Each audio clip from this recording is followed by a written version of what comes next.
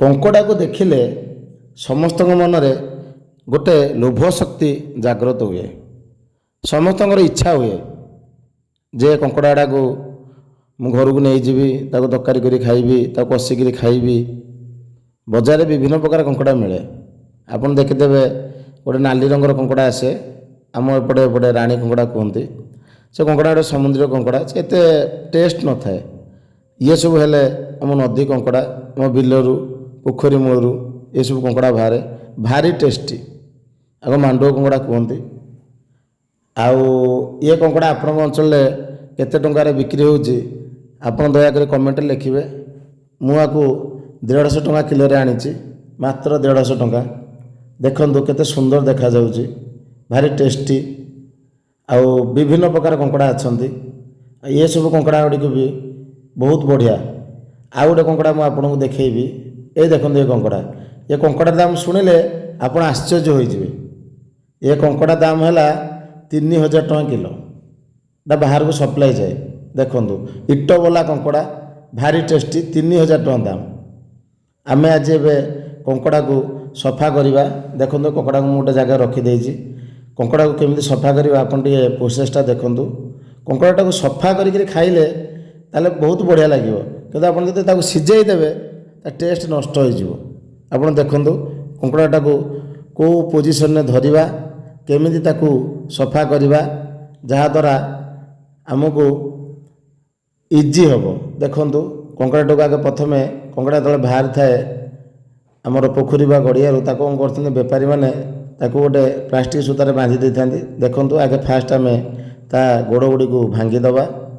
ଦେଖନ୍ତୁ ଫାଷ୍ଟ, ତାପରେ ଟିକେ ପାଣିରେ ତାକୁ ଟିକେ ଧୋଇଦେବା। ଦେଖନ୍ତୁ ତା ପ୍ରୋସେସଟା ଦେଖନ୍ତୁ। ପ୍ରୋସେସଟା ଶିଖିଲେ ଆପଣ ଯଦି ଏହି ଉପାୟରେ ଘରେ ମାନେ ସଫା କରିବେ, ଦେଖନ୍ତୁ ଏ ମଝି ପୋଜିସନକୁ ଧରିବା, ଏଇଠି ଦେଖନ୍ତୁ ଖୋଳ ପାଖରୁ ଧରିକିରି ତାକୁ ଖୋଲିଦେବା। ଦେଖନ୍ତୁ ଆଉ ତା କରେ ସେ ଯେଉଁ ଫୁଲ ସବୁ ଅଛି, ଆମର ତାକୁ ସବୁ ଫୁଲ କୁହନ୍ତି, ତାକୁ ସବୁ ସଫା କରିଦେବା। ସଫା କରିକିରି ଆମେ ଯଦି ଏଇ ପ୍ରୋସେସରେ କରିବା ବଢ଼ିଆ ଲାଗିବ, ଟେଷ୍ଟି ଲାଗିବ। ଆଉ ଝୋଳଟା ବି ବହୁତ ସୁଆଦିଆ ଲାଗିବ। ଆପଣ କେବଳ ଝୋଳ ଲଗେଇ ଭାତ ଖାଇଯିବେ, ଏତେ ଟେଷ୍ଟି ଲାଗିବ କଙ୍କଡ଼ାର ଝୋଳଟି। ତାପରେ ଆମେ ତାକୁ ଧୋଇଦେବା, ସଫା କରିଦେବା। ଆମେ ଯଦି ଏଇ ଉପାୟରେ ସଫା କରିକିରି କଙ୍କଡ଼ା ତିଆରି କରି ଖାଇବା ବଢ଼ିଆ ଲାଗିବ, ଟେଷ୍ଟି ଲାଗିବ। এই ଦେଖନ୍ତୁ ଆଉ ଏଇ ଯେଉଁ ଭିତରଟା ଯେଉଁ ରହିଲା ଏଇଟା ଇଟ, ଆକୁ ଆପଣ ଫୋପାଡ଼ିବେନି, ଆକୁ ବି ଚାମଚରେ କାଢ଼ିକିରି ତରକାରୀରେ ପକାଇବେ, ଆହୁରି ବଢ଼ିଆ ଟେଷ୍ଟି ଲାଗିବ। ଦେଖନ୍ତୁ ଆଉ ଗୋଟେ କଙ୍କଡ଼ା ଆମେ ସଫା କରିବା। କଙ୍କଡ଼ା ଗୁଡ଼ିକ ବହୁତ ଟେଷ୍ଟି।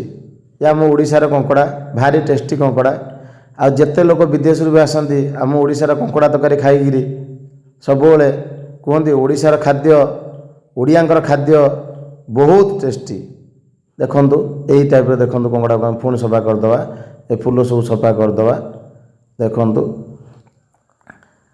ଆଉ ପୁଣି କ୍ଲିନ୍ କରିକିରି ଆମେ ରଖିଦେବା। ଏଇଭଳିଆ ପ୍ରୋସେସରେ ଯଦି ଆମେ କଙ୍କଡ଼ାଟିକୁ ସଫା କରି ତରକାରୀଟିଏ କରି କି କଷିକିରି ରୁଟି କି ଭାତରେ ଖାଇବା ଭାରି ଟେଷ୍ଟି ଲାଗିବ।